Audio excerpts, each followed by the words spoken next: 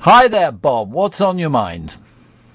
Well, aside from your show, I like Iris and Mordecai. I understand is making more prominence in the new show. I haven't heard, but I like what you're doing, Iris. Iris is summing up the communication problem we all have, and we are trying to start a revolution here. But with you, Ben, just having James McDougall play in your neighborhood is a revolution. So it's hard to determine what the parameters are of what we're looking for with you. What social change we're looking for?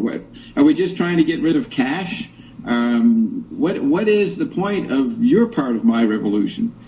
Well, the thing that you do that I like is that you home in on, you make me realize that the thing that really interests me is we're using Skype to record this. We're up online with, I had a list, how many million people. Anyway, there's 11 million people using this worldwide, talking to each other for free over the internet, which is absolutely amazing. And we're using this, we're not frightened of technology, we're using any technology we can get our hands on. At the same time, you bring it round to my 3.5-year-old daughter Iris being on the radio, and Jim McDougall, who's one of the most active bodies you could see on stage. I mean, he's quite terrifying. He reduces everything to now you're here, and he might headbutt you, and you're terrified, and he sings. And it just interests me. You see, I like talking to you because you home in on this thing which interests me, which is the complete opposites, in a way, that we have here all this amazing technology and sophistication, and it allows us to think about these things which are totally unmediated and totally real and human and universal, and everybody's always had psychotic people that they get excited with. They used to call them shamans. Everybody's always had children and babies around, and you manage to not, despite your enthusiasm with technology, your McLuhanism, or the common understanding of McLuhanism, you also have this understanding of the opposite, and I like talking to you because of that. Yes, I keep trying to tell people McLuhanism is a very small part of myself. I know I live in the present, and I recognize inspiration, the very thing you're always polysyllabically explaining on your show. You know, you quote, well, you just talk, and I don't know if it's Cambridge that did this to you, and I was thinking last night... No, Bob, it's not Cambridge that did this to me. This is what the idiotic Zappa, hardcore Zappa fans say. It's not Cambridge that did this to me, it's Frank Zappa did this to me. Yeah, but let me finish. As usual, you react too fast. I agree with what you just said, but here's the point I was making.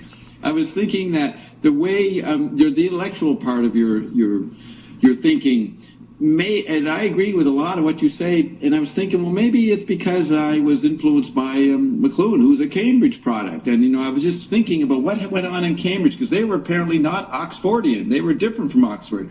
I.A. Richards and these guys, and Leavis. So I was just thinking to myself, was there a Cambridge alliance there? Cambridge sensibility. Now, I'm not saying you're Cambridge or anything. I'm just saying that's a thought I had.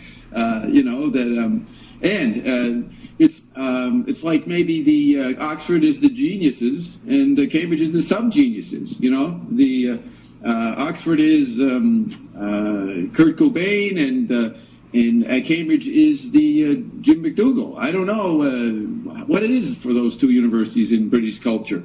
I understood from what I heard in Toronto that there was a division between the two. Is there a different sensibility, or is that all irrelevant, and that might have been true 80 years ago?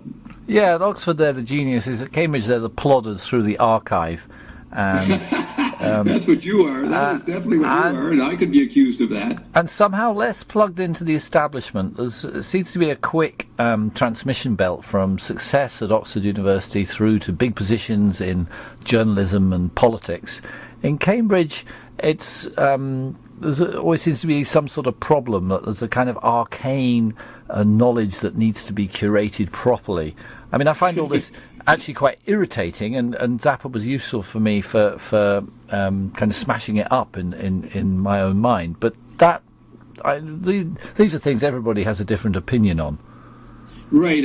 I think of what Beefheart said. He liked going to Antelope Valley School, whatever it was, Valley College, because the professors who weren't going to make it to the Ivy League colleges, who were the real professors. They end up teaching in obscure places like the school Beefheart went to. And I like that point. It sounds like Cambridge is the B team and the Ivy League is Oxford, but you're going to find the stick in the muds or the cranks over at Cambridge, like Beefheart found in Mojave Valley, wherever that Enloe College was that he went to. Do you know that quote?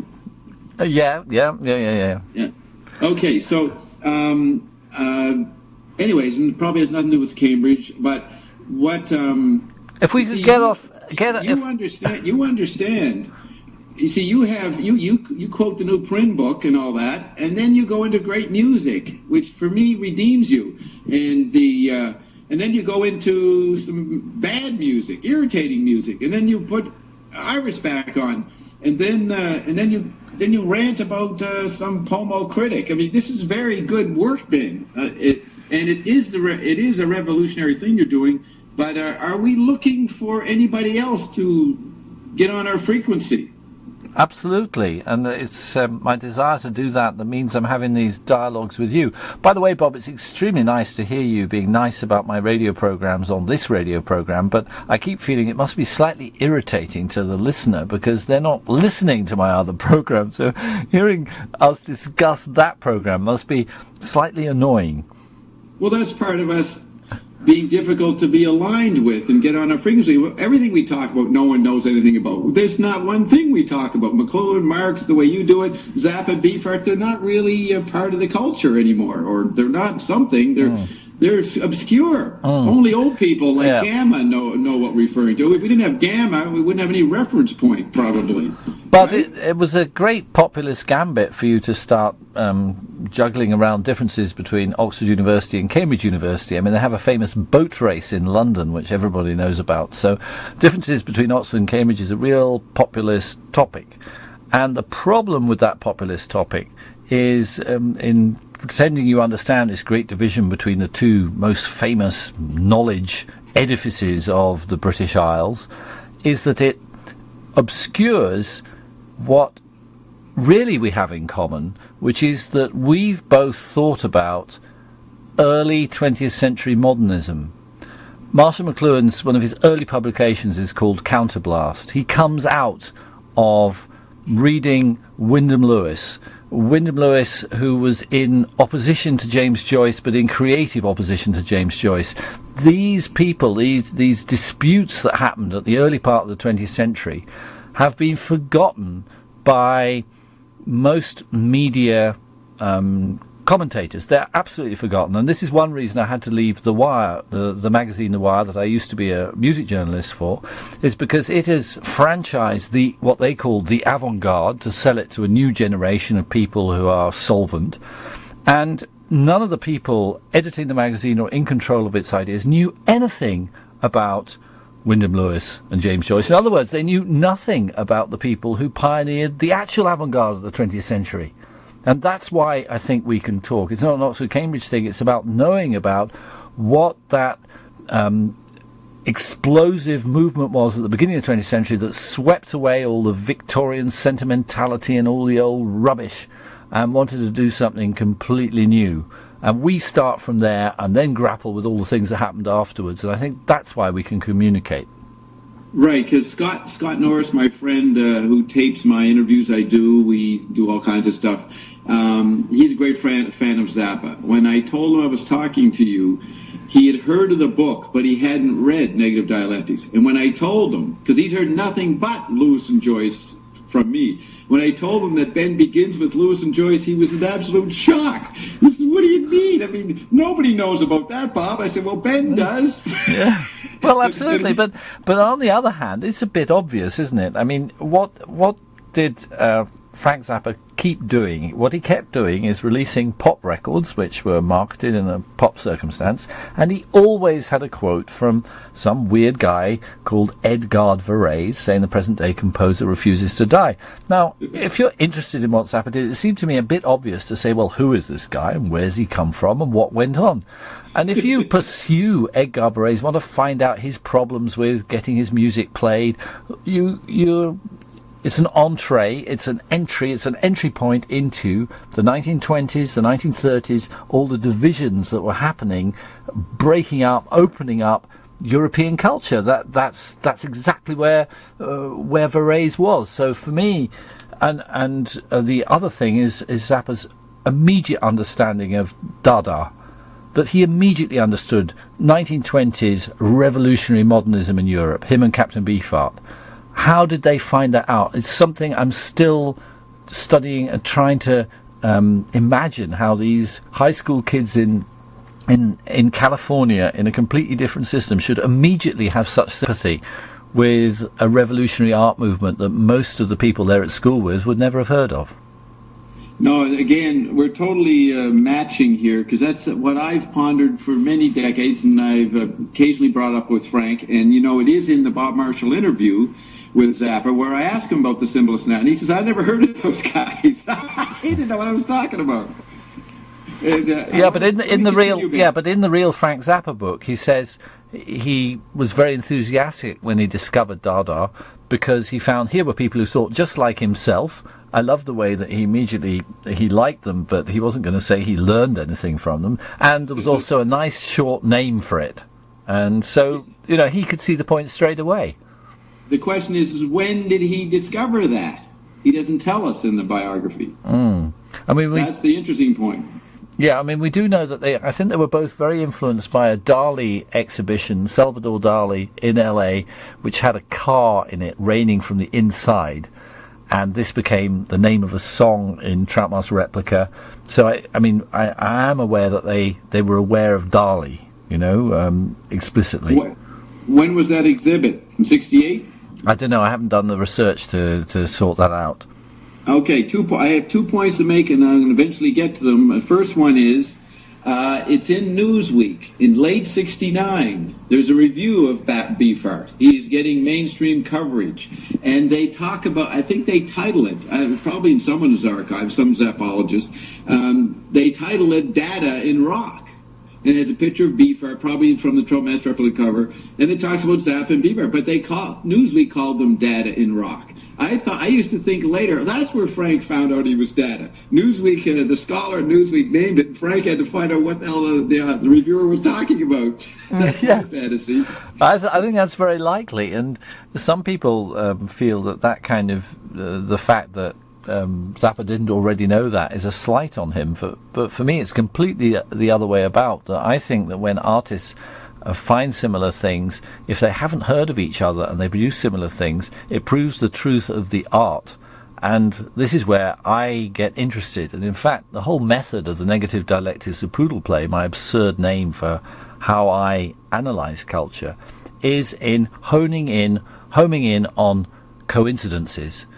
The weird way in which different people who haven't been influenced by each other find exactly the same image to describe something. Why should this be? And for me, explaining coincidence is the beginning of understanding everything.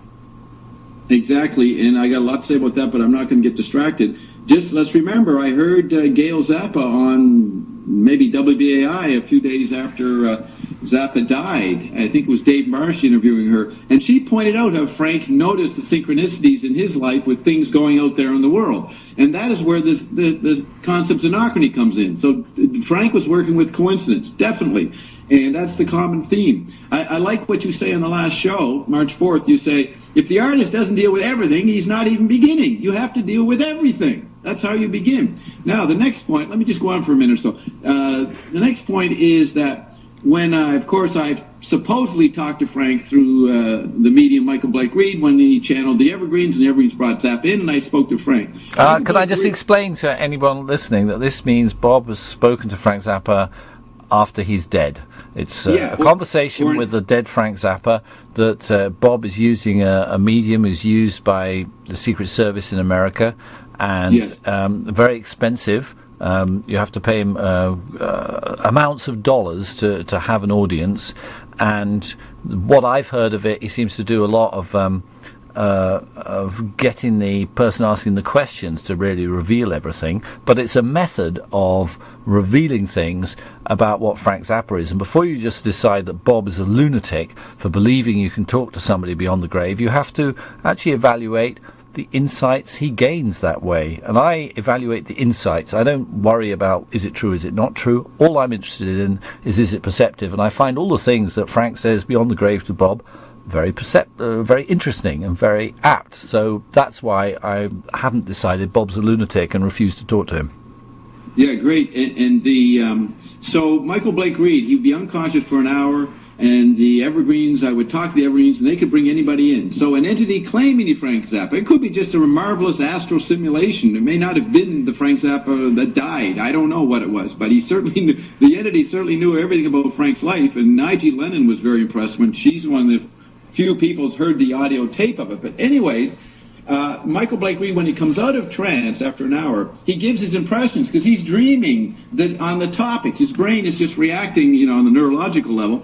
So when we did a couple of the famous Zappa published in Flipside interviews, he came out of one session, he says, "What impresses me is how huge Frank's head is, his brain is. I was inside his head," he said. He's hallucinating in this dream state while the Evergreens are using his skull to talk to me. And he said, "I was inside Frank's head. It was so huge. The guy had so much creativity. It was incredible." Now, this is a medium, a guy who doesn't know anything about Frank. Anyways, my point of bringing that in is Frank hit the ground running at age 3 or something, and he did not have to worry about being creative. He was creative. It just poured out of him. So he didn't have to go to school. He didn't have to decide what art he was doing. He was already possessed. That's the thing about Frank. He didn't need to study anything about art. He knew he was creative, or felt it, or was confident. You get my point? I do, but it sounds suspiciously close to what somebody, and young enthusiastic fan, said to Frank in an early interview. He said, "I think you're a genius." And Frank was very sharp with him and said, "I don't think that's a useful term." And I like your hosannas for Frank. Everybody should pay more attention to Frank. No hosannas. I'm saying the guy had the energy of he was a psychotic. Let's call him a social. He's a social psychopath. Well, he had to express himself like he was OCD'd up to the max. Bob, I want to get more precise, because when you like an artist, building them up and just saying they're really special is just repeating the fact that you like them as an artist. And I want to be. I don't talk about him as I'm talking about the energy of the guy. I spent many hours with him. I saw the energy. Well, this energy is actually your energy, and I just want to make a.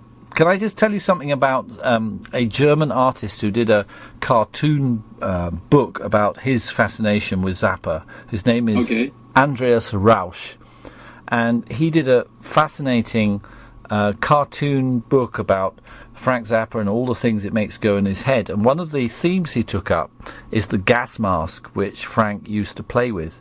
And his idea of what Frank did with the gas mask was that he tore off the filter so that he could wear a gas mask which just had a tube running down it with absolutely no filtering of the air. But everything that Frank breathed through there, he understood in a new way as coming through the gas mask. And what this meant is, you see, this is why I'm trying to explain how huge Frank's head would appear to a medium who's accessing what Frank's brain was, that Frank found a very special doorway into the contingent or the accidental or the things that are around you that allowed his art not to have a division between the real world and his art. And the only other artist I know who managed that is James Joyce, in the use, being able to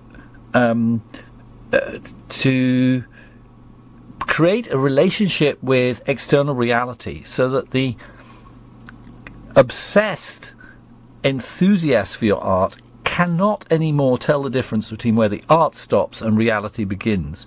And of course this is what gives the idea of the infinity of the art. And it's really the fact that they've given you a way of looking at reality so that reality starts to be looked at in terms of how the artist spoke. And so obviously it's infinite. Yes, and you've gone nicely into a point that I've been waiting to tell you for 5 minutes, is that people, if they don't know about Wyndham Lewis and James Joyce, you just look at a picture of Wyndham Lewis, and you will notice he's a spitting image of Captain Beefheart. That's point number one, which is eerie.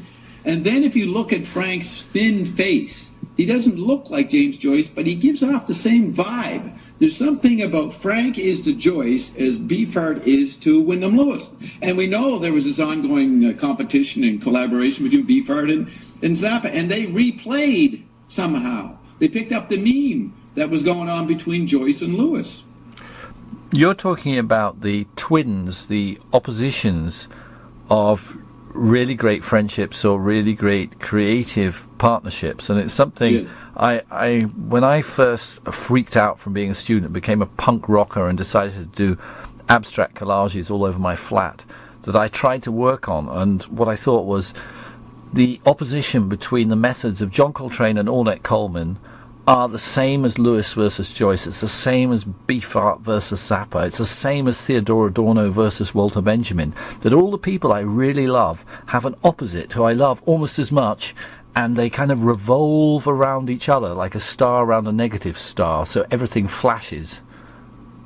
Excellent, and I think Joyce was onto that with his twins' analogical mirror in Finnegan's Wake. He understood that. He knew that he and Lewis were twins, but they're mirrors. They flip, they reverse on each other. You know what I mean? Yeah, it's like looking at your mirror image. Yeah, and I think that finding that in other people is what allows you to create infinity in your art, because you realize that it's not simply a personal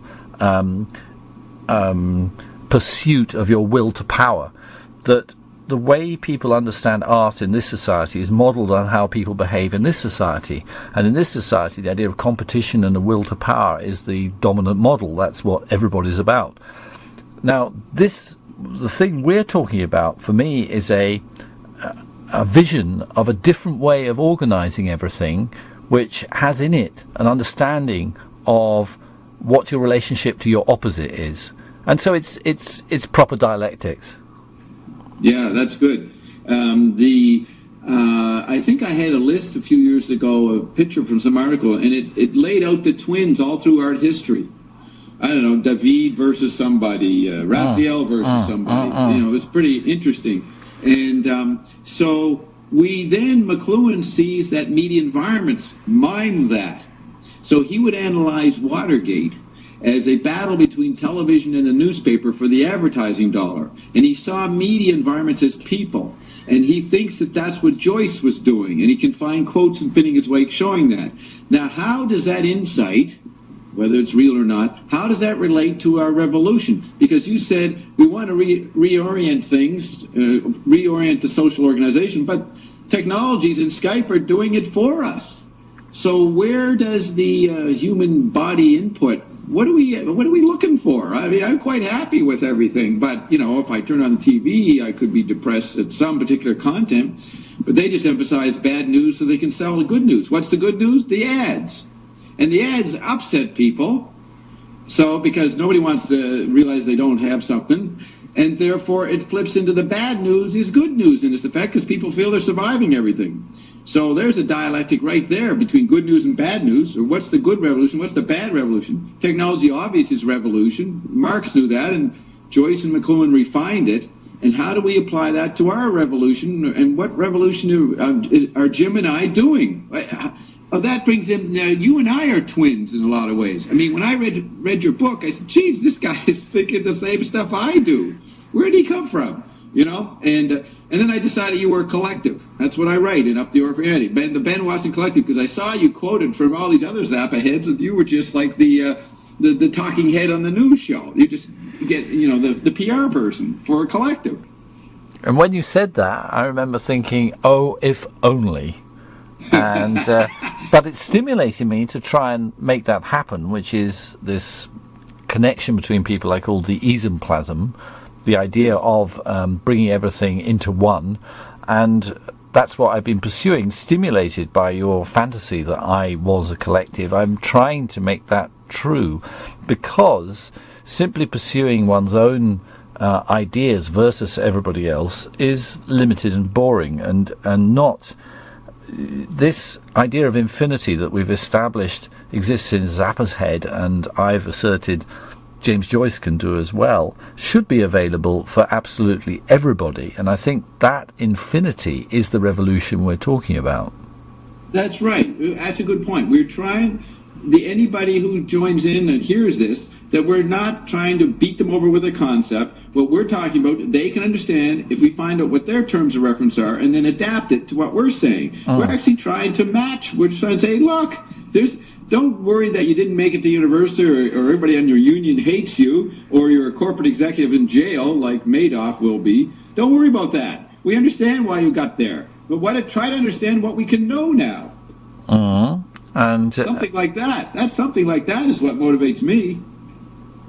So you're looking for sympathetic souls wherever they come from and why ever. No. Yeah, I would say not personally, but in understanding what we should do as a collective, what they call politics. If we define the question properly, then maybe we'd stop wasting our energies, which is what you complain about in your writing. These pomo critics and cultural czars, they waste their energies, and they waste everybody else's energies because they don't know the question.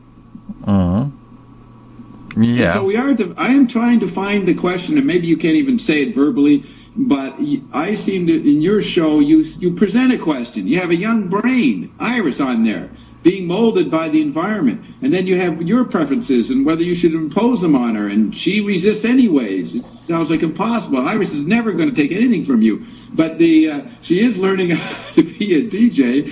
But the thing is, then you do Prince poetry, and then you cancel it with some ridiculous R&B, and then you play classical serial music.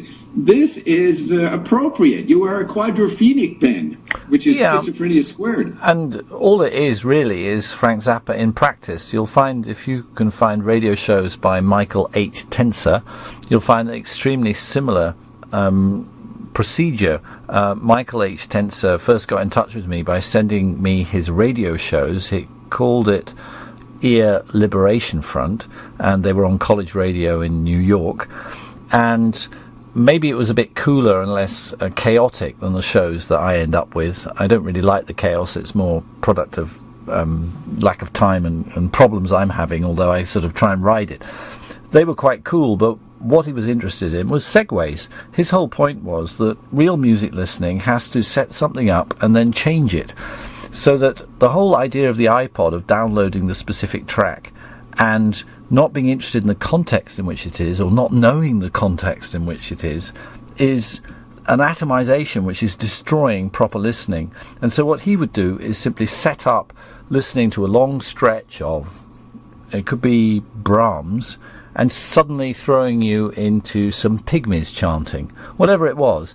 But his idea of segues was learnt from Frank Zappa. My idea of segues is totally learnt from Frank Zappa. And I realised that with Frank Zappa, people who try and make him out to be a great composer always miss the point, because the great thing about him is editing. The great thing about him is on the medium of tape, you can stop one thing and start another.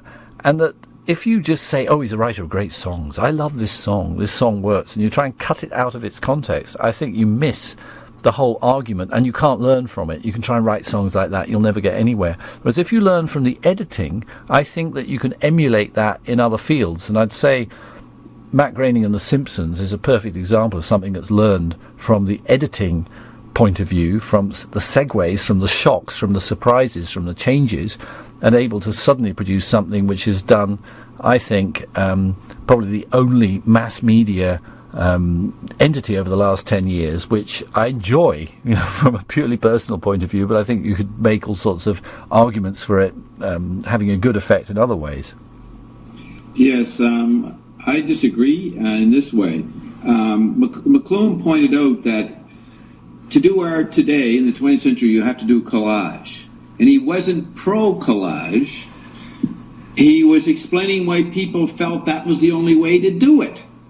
And then he pointed out, okay, then you're not going to appreciate Beethoven. But you need to know why Beethoven was linear and not collage, unless some musical scholar proved me different. But anyways, the very lack of ability to appreciate Beethoven or Francesco Zappa is the thing that partly is what I'm doing in the revolution. You do not want to be embedded in your time. And so when Bob Marshall, using my questions, interviewed Zappa, we were trying to get Frank to wake up. Now, we enjoyed Frank, me and Bob Marshall, for the music he did. His concert was the best thing, better than UFOs showing up. But in terms of how it relates to social reality, it wasn't relevant. And so the very thing, so your mania as a punk getting into collage and assemblage is the very thing that led to your psychosis in the early 80s. And you did not know why you were identifying with that. So I haven't heard Tenzer's show, but it's not relevant to understanding our time. You have to know why people think assemblage and editing and collage and quadrophenia is attractive and resonant. Usually it's because the establishment, which is 200 years behind everybody, representing the slime in your TV, who's been holding you in prison for 300 years, that slime is ancient, and it is linear because they're a bunch of chartered accountants, and they're doing bookkeeping. And if you react to that, you're not getting anywhere. So I am actually trying to get everybody back to being linear and understanding the basics. That's why McLuhan called his work a science.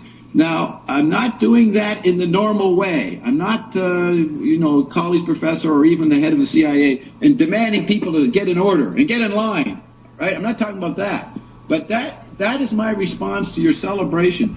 One point, Ben, maybe too early to say it, you said to me, I hate Frank Zappa.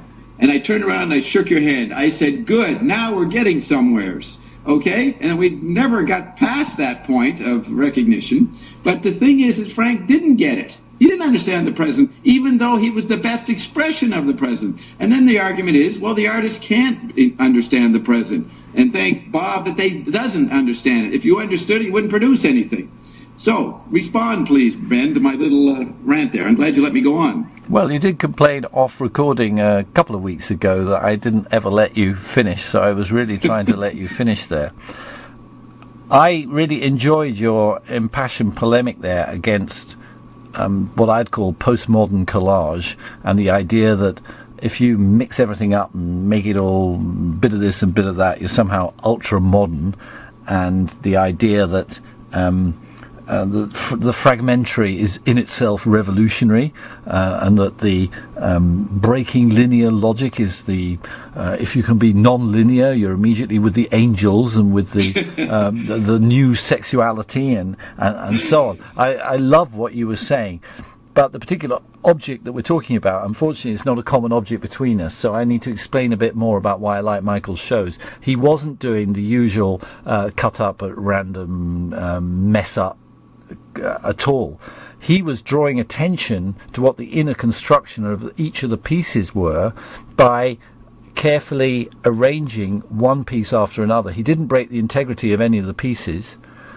He was always showing you how you were listening by preventing you going, oh, I'm in a jazz show, or I'm in a classical music show, I'm in a pop show, I know where I am. Yes, he stopped that. He was against the fetishism of musical genres, which prevents people actually alert in their ears. But he had complete interest and respect for the internal construction of each piece, which he showed by his segues. So it's not really collage he was doing, it was segues. And one thing following another like a logical argument. And in this recontextualization that he's doing is, I think, part of what we're trying to do, which is putting things in a context in which people can understand it, rather than just the blib blab squib sklab, isn't this exciting, I've mucked everything up, which I think you were rightly objecting to. I understand exactly what you're saying. And so what comes to mind is that McLuhan, in his understanding of the content and why the medium, the form, made the content popular and responsible, or ability to respond to it, he borrowed from Gestalt therapy, the original Gestalt therapy, the terms figure and ground. And so ground is context. Figure is the content. If we're celebrating Michael Tenzer for doing that, then kudos to him. And that's very like Frank. That's very like Frank, who explained that harmonic. If you play something on guitar, it only means something against a harmonic environment. He talked about that in trying to explain his guitar work. And I remember reading that and thinking, is this conservative? Is he saying that we have to have a context in which things work? But when I really thought about it, I thought, well, people who try and play guitar out of any context at all, what are they trying to do? Where are they? And I came round to agreeing with this figure and ground thing from Gestalt therapy, which Marshall McLuhan talked about. Yes, and that's why on my chart I put Zappa and McLuhan together, because I would read the very thing you're quoting. I would read that and say, well, that's McLuhan's figure ground. This young mind, Frank Zappa. He's born 30 years after Zappa, after McLuhan, and for some reason he caught up, and then he just expressed it in popular music, and he became really well known, probably more well known for young kids than McLuhan. But he was making the same point. He didn't get it as high level as Jerry Fialka said when he read Mechanical Bride. He said, Zappa's nowhere near this depth, and I would agree with that. But it's not a depth in the old-fashioned sense. I want to add, now the other point is that Zappa in 69, and this is our archival selves, I like to tweak your archival self by saying things like that. I think it's Circus Magazine, 1969. He does free association in this article, and someone says the word Gestalt to him, and he goes, something big, which is interesting. It's not really the right answer in terms of Gestalt figure ground, but what is something big? And then when you think of the big note, it seemed to me that Frank, when he interpreted the word Gestalt as something big, was what McLuhan did, presented a big thing, get you out of your context, get the consumer out of their identified category. What they think they're listening to are themselves. And so which that's means, of course, could I gloss that? Effort. When you say get the consumer out of something, can I gloss that as saying out of money? That's true. That's part of it. We're only in it for the money. Yeah. You know, Frank admitted that. But the thing is that I think he accused that. I think he meant that as an accusation against the Beatles. I don't think he was proposing that as something about his own band or every band or anything like that. Yeah, you're right. But he also he had that included. If he was accused of being too commercial, he said, "Well, I admitted it." You know, he had that as a backup. Now, Bob, there's something unfinished in my brain about figure ground, and you see, I like it when you're saying Frank Zappa doesn't go far enough. We can get round him. Part of what we're doing is being able to see beyond him. And I think that when you reach the hardcore Frank Zappa fans, the ones who want to finish with Zappa, I want to pile on more dialectics. Well, what do I mean by that? What I mean is taking something like saying you can only play a guitar solo within a known harmonic environment. If you started proposing that as a rule, it seems to me it would be very unrealistic about the music that we actually like, and that we can extend our conversations. Dialectics isn't about some system in the sky. It's about paying more attention to what actually goes on. And so if you listen to some of the great pieces of guitar playing that you've ever heard, if you listen, you'll find that the figure is changing the ground, that the energies that the guitar player is putting in is causing the bass player and the drummer to alter what they're doing. They don't simply keep on hammering the stuff like they're not hearing what the guitar player's doing. So that figure and ground actually have a dialectical relationship, and they're not set apart. Or rather, the terms for them are like time and space, but if we have an Einsteinian understanding of relativity in terms of figure ground, we discover that they influence each other, and that the whole thing becomes bendy, and we realize that actually one thing seems to be the opposite and turns around, curls around, and becomes the other. And so figure ground are useful for starting, for distinguishing things, and maybe Frank was at that point when he said that.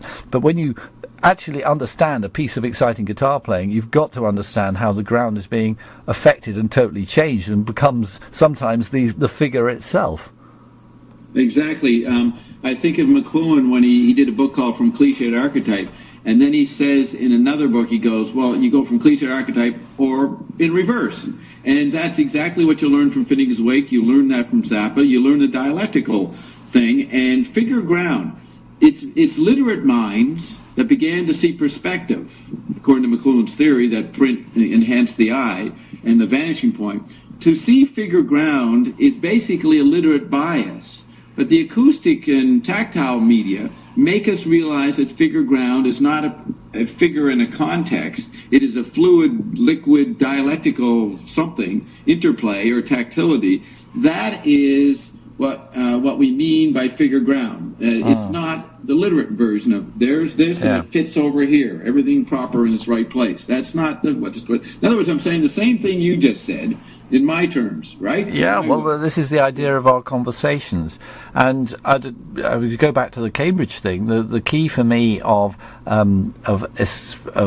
actually using what I'd learned at Cambridge rather than repeating it was my friend Danny Houston, who was older than me and had been a hippie and had never managed to crack university, who got me to shout on the street, "All students are cunts," using a word which was absolutely forbidden at the time when he said it, because he'd had a bad time trying to do a bit of further education. He hadn't been good at it. And Danny educated me in a completely different way, but I knew he was worth talking to and intelligent, because whenever I played a record to him, he'd make a comment that actually heard the music. And I found all these overeducated shitheads that I was students with couldn't hear anything. They put on records and they made comments. They'd sort of tell you about the biography of the composer or something they knew. They couldn't listen. And so what interests me about this, we agree on these kind of non-intellectual, non-educated people who are so perceptive musically that there must be a way of talking about what their intelligence is. Now, some people call it technological. These people are used to dealing with mass media and records and record covers or something like that. Or you can use the term musical. And I noticed that when you were being extremely nice and flattering about the radio shows that I do, which are called Late Lunch with Out to Lunch, and you can find them at archive.org if you wish, when you were being nice about them, you talked about me and my musical understanding, rather than, say, my understanding of media. So where do you put this in these people who aren't university educated but have incredible perceptions, and where you feel sympathy with what they're, relief of what they're saying in comparison with your overeducated shithead pseudo friends that you've had before? And I think we've had that common experience with people. But how do you choose your language? Why do you call it musical sometimes and call it, well, aware of the eye and technology rather than, the roundabout that way? Because I consider all technologies coming from the word techne, which was back then 2,500 years ago referred to art or whatever humans made. So I'm like Finnegan's Wake. Technology means music, means painting, means tongues, means cunts, it means anything. So that's the fluidity of language. But it tends to mean the kind of, that techne means a rather lower class nuts and bolts attitude rather than the high class conceptual attitude. I mean, is that a difference you acknowledge? Yes, as McLuhan said that, he said this back in the 50s, that children of North America find poetry in trains and automobiles and airplanes because that's what they grow up with. Whereas kids in Europe, this is, older Europe, they found poetry in books and old fine art stuff. They didn't have as much technological industrial stuff. So there was a basic difference. And I found McLuhan's statement that European artists, and that would include British, they translate technology into verbal art. Yeah. Whereas the North Americans turn verbal art into technological art. But don't you think there's a certain kind of cheap futurism? He's echoing back Marinetti's thing, you're in Italy, you're in a backward country, you're cluttered up with the old classical culture, so you suddenly announce to everybody, actually, a racing car is more beautiful than some classical sculpture whose name I can't remember. That gambit is kind of, for me it's odd, because the European artists who like a particular painting or a book don't like. No, listen. They don't like paintings and books in general. There's a particular book or painting which twinges them, and I don't see how a car can twinge you in that way. Maybe a R&B record, that might exist in the mass market, but it's got to be a specific expression. So just saying, well, or in front of cars and planes can replace people's attachment to a book or a statue seems to me to be mixing how these things really work. It seems to me quite kind of stupid. Okay, look, again, you didn't even know what I was talking about. McLuhan did not praise Europeans or North American. He was saying kids who grow up in North America find poetry in the environment they're in. And the Europeans find something different. Now, McLuhan spent his life beating verbal culture like Finnegan's Wake and Wyndham Lewis over the heads of the technological conditioned kids in North America. And he didn't even support Finnegan's, like he wasn't saying European was better. He was just saying, hey, kids, you need to know more than your immediate environment. So Bob, that's not what Bob, that's not what I'm objecting to. I'm not objecting to better or worse. I'm objecting to the comparison. The correct comparison to cars and aeroplanes has to be cart horses and boats or something. It has to be means of transport. The correct comparison to books and paintings has to be what art you have around you, which is television and records. There's somehow it's a mixed. It's jumping from one to the other in a way that I find offensive to my sense of basic logic. This could be your conditioning from Cambridge. This is the handicap you're operating under, Ben. I mean, we are talking about jumping around. That's what Zappa is. Now, could you give me a concrete example of an American kid who found poetry in an aeroplane? Somebody we've heard of, or anything, you know? Oh, well, you know that American kids, you know, I don't know if they do it now. I haven't seen a kid in decades, but I did see Iris, though. But I had to go to Europe to see a baby. Okay. Anyways, well, that's because you're in Hawaii, where everybody's there to die, aren't they? I mean, it's a retirement place. That's right. No, not on the beaches. Apart from you, who are going to live forever, you know, but all the rest of them. Yeah. But yeah, they're all dying around me. But the way kids in America in the 50s and 60s, they would have little train sets. You know what I mean? They'd play with trains. Did they have train sets in Europe, or did they have little tin soldiers? Didn't you have little tin soldiers? Yeah, we had tin soldiers, but now at least you're comparing like with like, and I know where I am. Oh, okay. I never know what you're going to agree with. There is a huge abyss between us, Ben, even though we're exactly alike. But let's keep working on this. Well, let's work on it. I think that the McLuhan meant that the kids liked train sets and tinkering with their cars. Did Derek Bailey tinker with a car? No, he didn't have. He didn't have anything. Right? Well, as usual, as a North American setting up America versus Europe, you're ignoring class, you know, because Derek's... Oh, I can bring class in.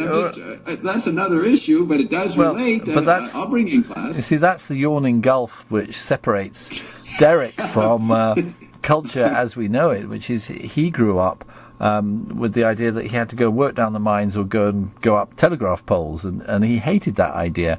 And for him, American film completely opened up his mind because, and this is a kid who's he's a child during the Second World War, and the American troops are here. This is all very exciting for people because they're also well fed. I mean, when he first went to play guitar in France at an American army camp, he couldn't believe the alcoholism of the soldiers when they came back from prancing over fields, and he had to play country music to them, how grotesque it all was. But he couldn't believe the size of the club sandwich. This was unbelievable for a little kid from Sheffield, the kind of food that English people had had. And when he saw American films and they had the idea that maybe you could be an insurance salesman, he said to me, that's a complete revelation. I never knew anyone could be an insurance salesman. This is a different world. And now that's the advantage. That's McLuhan's point. The global culture, which Joyce and Lewis were talking about, and maybe Pound and Eliot, and not so much. I don't think so. You see, the global culture here. Derek Bailey was not British. He was getting and seeing movies like everybody else in the West. Yeah, I've got to blow a whistle on you though, because you see, the difference is that Lewis and Joyce did talk about the mass media, whereas classically American upper class, Pound and Eliot spent their whole time trying to imbibe European culture, in inverted commas, which means they only really accepted as experience the statues and the books and all the rest of it, and they didn't take seriously what ordinary people are experiencing. That was low to them. It was everything they were running away from, which is why, for me, the art they produce is a feat, an echo of an attempt to be art, which merely repeats art and doesn't get its fingernails dirty, can't really deal with the world. Yeah, I don't know if I would totally agree with you, but I can understand on the surface what you're saying. And yes, Pound and Eliot were failed vortices. Joyce was a supreme vorticist, like Lewis. And Zappa was a vorticist, so was Beefheart. They were vorticists, which nobody knows about. I went to the conference when I was there with you in April last year at some museum. With, that's called Senate House. Senate House. Some puny museum. No. That was Senate House, and there's a lot of argument about Senate House at the moment, Bob, because it was the It used to be where George Orwell worked. It's in fact the Ministry of Fear from 1984, that building, and it's a common rooms for the use of London University, but it's going to be, they want to close it down, so there's quite a battle over Senate House. Now, isn't this amazing, everybody? Here we're having real literary discussion on the radio. I'm not talking about Senate. Let me dominate here. I'm not talking about Senate House. That's the Finney's Waking. I'm talking about the fucking conference. Oh, sorry. I'm talking about delete that. I'm talking about the conference I went to with Alan, what's his name? You know, the Beefheart scholar, the Wyndham Lewis scholar. Oh, right, Alan, yeah. What was his name? Alan. Alan Munton. And that the Museum of Modern Art or something there you have, that big thing. I was joking saying it was a little place. It was a huge museum. What, but they were trying. Tate Modern in the old powerhouse with the chimneys. I think it was the Tate Modern, or not. It was the other Tate. The British Tate, which has all the which has all the William Blake and stuff in it. Yeah, the Camden Town exhibit is what I went to. Camden Town, which I don't know which one. It wasn't the one with the amazing lookout building. You go up on the roof. So, Bob, can you please explain to the listeners why they are listening to your account of your brief brush with British art? That they had to explain vorticism. It's been suppressed. The best that came out of British culture. Joyce and Lewis. And Lewis, for those who don't know, you could have gone and seen his portraits last summer. And Lewis is just arriving. You know what I mean? The National Portrait Gallery there in London had a held-over exhibit of Lewis's paintings. It was a big celebration. So now he's known finally, at least to somebody. And that the vorticists are a suppressed art movement. Absolutely, and this is what brings us back to our enthusiasm for Zappa and Beefheart, for drawing this line of artistic animosity to society as it exists out again, and this rebirth of this violent attack by the artists on the society as we know it. And my argument is that art is only worth its salt if it's that extreme and attacks society that much, whereas most art isn't art at all. It's something that wants to lubricate the goings of the normal society, and this complete opposition of art to society is something that was reborn with Zappa and Beefheart. We can talk to each other because we understand this historical nature of this battle. Right, and Figure Ground comes in here. Zappa's art was that orientation, but the personality, the sober rationalist who wanted to run for president, was Frank Zappa in another context. He knew different figure ground relationships. He was different in different contexts. Completely, and one reason that I have a continuing warfare with the so-called hardcore Zappa fans is that they elide those two and can't see any difference between the man and the art. Whereas if you make that difference, then you become someone yourself, because you are able to interpret the art in advance of what Frank himself thought about it. Right, and I tell you, someday Gail's going to listen to this, and she's going to realize that there's finally someone intelligently talking about her husband's work, because she tries to express this view of Frank when she's interviewed, like the recent CBC documentary on Frank. She feels alienated from everybody because they don't know the other Frank. And she keeps doing that. She should be amazed that there are two Zappa fanatics who understand what she experienced. Well, we should all be amazed. Yeah, so what do you mean? I'm not amazed. Well, we've only got 3 minutes now to wrap up this particular... What did you mean? You said we should be amazed at what? What are we being amazed? I didn't get the context. Well, I believe in that this is a point that Walter Benjamin made when he was reading the Surrealists, which is that the actual facts of being a sentient being derived from what we're derived of, from the amoeba right through the whole of evolution. The fact that our hands can grasp things is completely weird and extraordinary. And those weird surrealist paintings that make your hand look funny are actually the truth about your hand. And that amazement should be the permanent state we're in, and that there's some kind of awful oppression we're under, which suppresses this amazement and reduces it just to the tiny times when you can go and shout at Michael Jackson in the O2 Arena, or these little moments, because of course they can make some money out of it. And part of the revolution of what I want to do is to live in a state of perpetual amazement, because it is really weird where we are and what we're doing. Yes, in November 1970, approximately, in New York Times, Frank is quoted to the New York Times journalist. He says, it's basically very weird being alive. And that's the core of the difference between being a vorticist or not. You have to have that sensibility, that intuition that's weird being alive. Everybody has it, but they forget it, or they forgot the context of how to exploit it. I thought you meant that it was amazing that Gail might listen to us. I didn't know. I thought you were addressing Gail, but you didn't mean that. Okay, good.